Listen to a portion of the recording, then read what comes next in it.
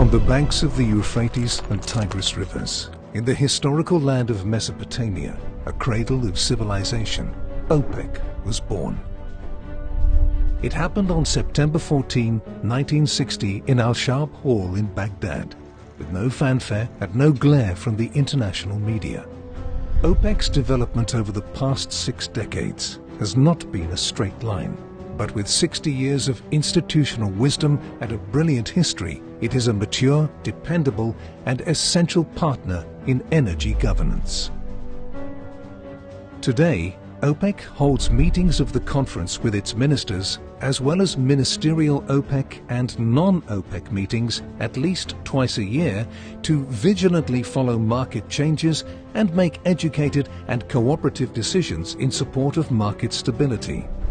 Additionally, it holds regular technical meetings and dialogues with an increasing number of partners.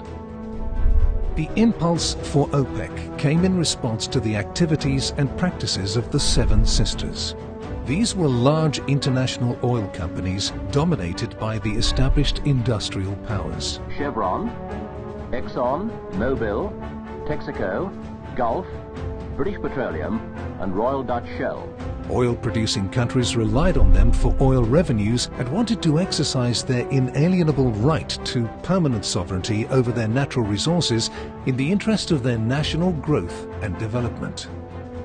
The formation of Opek was, in this sense, a pioneering act.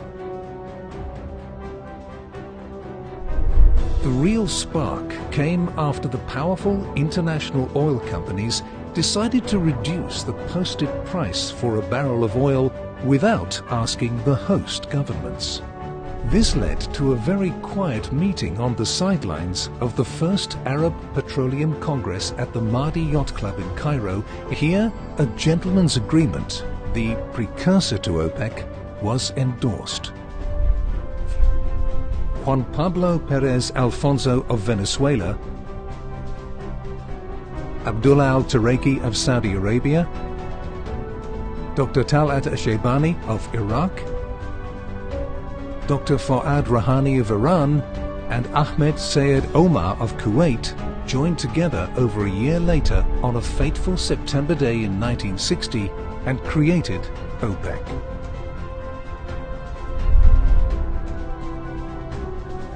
Few could predict the powerful impact this meeting would have on the future of the oil industry and indeed the world.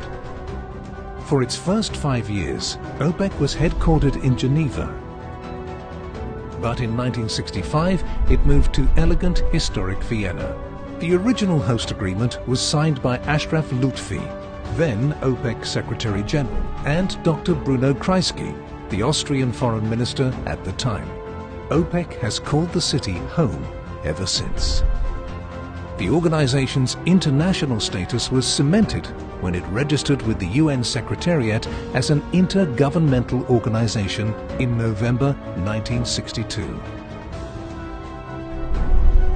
The 1980s brought new market players, which led to an increased need for cooperation to achieve market stability.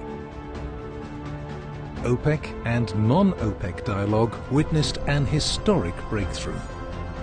Oil will continue to help the world meet the Sustainable Development Goals, particularly focusing on energy poverty, with the environment remaining a top priority.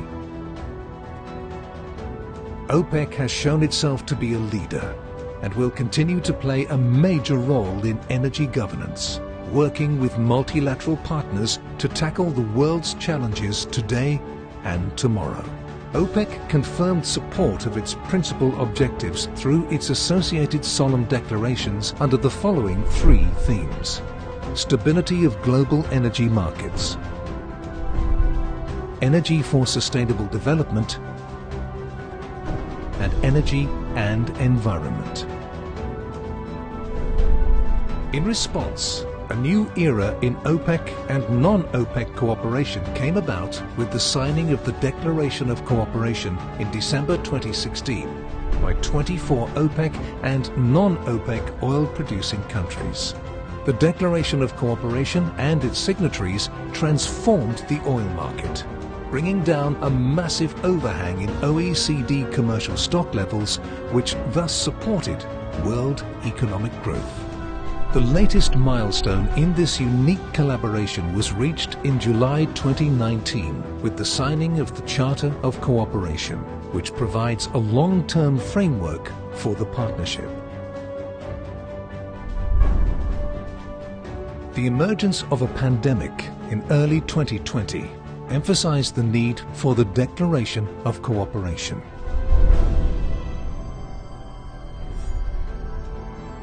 OPEC and its partners once again came through with an unprecedented production adjustment, both in amount and in length. In addition, the shock led other large, previously uninvolved producers and world leaders to join in the conversation, offering support for the work of OPEC. OPEC has shown itself to be a leader and will continue to play a major role in energy governance, working with multilateral partners to tackle the world's challenges today and tomorrow. The organization has played a large role in the creation of a new world and modern society over the past 60 years by ensuring the supply of petroleum. We believe the best years are yet to come. For the future of our planet and development for all, OPEC will be there as an important instrument of change.